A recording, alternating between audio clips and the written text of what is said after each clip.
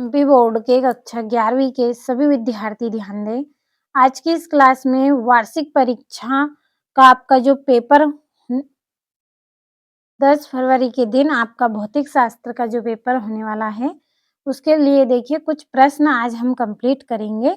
तो पूरा वीडियो आप लास्ट तक देखिए। इसी में से आपके पूरे क्वेश्चन रहेंगे। तो किस तरह का आपका पेपर है, चलिए शुरू करते हैं। तो इस तरह के ये आपके निर्देशांक रहेंगे हिंदी, इंग्लिश दोनों में। चलिए पहला प्रश्न हम कंप्लीट कर लेते हैं। तो ये आपका पहला प्रश्न है, सही विकल्प चुनिए। पहला है, एक प्रकाश वर्ष दूरी बराबर होती है। तो एक प्रकाश वर्ष बराबर दूरी कितनी होती है? तो इसका आपका जो आंसर रहेगा, इसका आंसर आएगा आपका 9.46 गुणित 10⁻15 मीटर। तो जो द नंबर वाला है वो आपका इसमें सही रहेगा। अगला है आपका, एकांक सदिश का परिमाण होता है। तो एकांक सदिश का परिमाण कैसा होता है? 1 होता है। तो जो आ नंबर वाला है वो आपका इसमें सही रहेगा। तीसरा है, एक पिंड पर नियत बल लगा है, एक समान होगा। एक पिंड पर क्या है? नियत बल लगा है, तो वह एक समान होगा। तो इसका आंसर आपका रहेगा उसका त्वरण। क्या रहेगा? एक समान उसका त्वरण रहेगा। तो जो पहला है इसका आपका बी वाला सही रहेगा। चौथा है, एक अश्व शक्ति बराबर है। तो एक अश्व शक्ति बराबर क्या रहेगा? 746 वाट। तो ये बी नंबर वाला आपका इसमें सही रहेगा। पांचवा है, गुरुत्वीय नियतांक जी का विमीय सूत्र। तो गुरुत्वीय त्वरण जी का जो सूत्र है वो क्या रहेगा आपका? ये द नंबर वाला आपका इसमें सही रहेगा। और संयंता गुणांक का मात्रक है। तो संयंता गुणांक का मात्रक क्या रहेगा? वाइज। क्या रहेगा? वाइज। तो ये आ नंबर वाला आपका इसका सही रहेगा। पूरे सही विकल्प हो गए हैं, स्क्रीनशॉट जल्दी से लीजिए। और यहाँ से आप इंग्लिश मीडियम वाले बच्चे आप इन पर टिक कर लें और अच्छे से आप कंप्लीट कर लीजिएगा सभी को। या फिर चलिए मैं कर देती हूँ। तो पहले का डी रहेगा और दूसरे का आपका रहेगा 1, तीसरे का आपका रहेगा ये बी वाला, चौथे का आपका रहेगा बी, और जो पांचवा है आपका इसका रहेगा पांचवे का डी, और जो छठा है छठे का रहेगा ए। तो ये यहाँ से हो गए हैं पूरे। स्क्रीनशॉट के माध्यम से कंप्लीट करें। चलिए बढ़ते हैं रिक्त स्थानों की ओर। तो ये आपके यहाँ से रिक्त स्थान है। पहला है, एक एन एम बराबर डेडेस एम। तो इसका आंसर रहेगा आपका 10⁻⁻⁹। दूसरा है, वेग परिवर्तन की दर को डेडेस कहते हैं। तो क्या कहते हैं? त्वरण कहते हैं। अगला है, दो सदिश परस्पर लंबवत हो तो उनका अदिश गुणनफल डेडेस होता है। तो कैसा होता है? द्विविमीय होता है। द्विविमीय इसका आंसर आपका रहेगा। अगला है, कार्य एक डेडेस राशि है। तो कार्य क्या है? एक अदिश राशि है। अदिश राशि है। कोणीय संवेग का सूत्र डेडेस होता है। तो कोणीय संवेग का सूत्र आपका रहेगा जड़त्व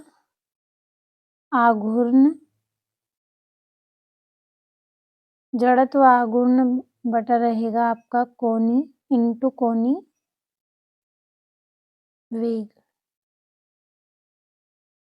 और जल का घनत्व डेडेस डिग्री सेल्सियस पर अधिकतम होता है। तो कितना? 4 डिग्री सेल्सियस पर। और इंग्लिश मीडियम वाले बच्चे आप ट्रांसलेट कर लीजिएगा इनको। बढ़ते हैं जोड़ियों की तरफ। तो ये यहाँ पे आपकी पहली जोड़ी है। तो पहली जोड़ी रहेगी आपकी ये वाली। दूसरी है आवर्तकाल, तो MgH दूसरी जोड़ी। तीसरी है स्थितिज ऊर्जा, तो स्थितिज ऊर्जा की जोड़ी आपकी रहेगी सॉरी, जो आपकी यहाँ पे दूसरी जोड़ी है ये आपकी तीसरी जोड़ी रहेगी, ये वाली आपकी तीसरी, और जो आपकी दूसरी जोड़ी है वो सेकंड रहेगी। तीसरी है घूर्णन गतिज ऊर्जा, तो घूर्णन गतिज ऊर्जा की जोड़ी आपकी ये वाली रहेगी चौथी। पाँचवें मंदन का मात्रक, तो मीटर बटा सेकंड स्क्वायर, और जड़त्व आघूर्ण की जोड़ी रहेगी mr², तो ये आपकी छठी जोड़ी। तो ये आपकी जोड़ियां हो गई हैं। यहाँ से नंबर हम डाल लेंगे। पांचवी, चौथी जोड़ी रहेगी ये वाली, और ये वाली दूसरी, और ये वाली आपकी पहली, छठी, और ये वाली तीसरी। और यहाँ से स्क्रीनशॉट लेना है। और अगला आपका जो प्रश्न है उसमें एक वाक्य में उत्तर हैं आपके। तो यहाँ पे आपकी जो एक वाक्य में उत्तर है इनके मैं आपको स्क्रीनशॉट दे रही हूँ उत्तरों के, क्योंकि काफ़ी बड़े हैं, लिखूँगी यहाँ पे तो अधिक समय लगेगा, तो आप स्क्रीनशॉट लीजिए। तो ये यहाँ से आपके एक वाक्य में उत्तर है, मैं आपको समझा देती हूँ एक बार। तो जो पहला है आपका, पहले का आंसर शून्य रहेगा, दूसरे का आवेग रहेगा, क्या रहेगा? आवेग। तीसरे का शून्य रहेगा, चौथे का रहेगा किसी गैस की माध्य गतिज ऊर्जा उसके परम ताप के अनुक्रमानुपाती होती है। क्या है चौथे का आंसर? किसी गैस की माध्य गतिज ऊर्जा उसके परम ताप के अनुक्रमानुपाती होती है। पांचवा है आवर्तकाल, यहाँ पे ये 2 लिखा है, आवर्तकाल 2 सेकेंड व प्रभावकारी लंबाई लगभग 100 सेंटीमीटर। तो स्क्रीनशॉट के माध्यम से आपको अच्छे से कंप्लीट कर लेना है। एक वाक्य में उत्तर आपको बता दिए हैं। चलिए प्रश्नों को समझ लेते हैं। इंग्लिश मीडियम वाले बच्चे आप इनको ट्रांसलेट कर लीजिए इंग्लिश में। और अब बढ़ते हैं हमारे सत्य असत्य की ओर। तो पहला है आपका, एक बल अदिश राशि है, बल एक अदिश राशि है, यहाँ पे गलती हो गई बोलने में।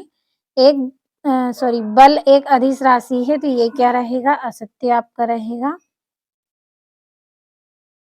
दूसरा है शयन बल की दिशा द्रव्य प्रवाह की दिशा के विपरीत होती है, तो ये भी आपका सत्य रहेगा।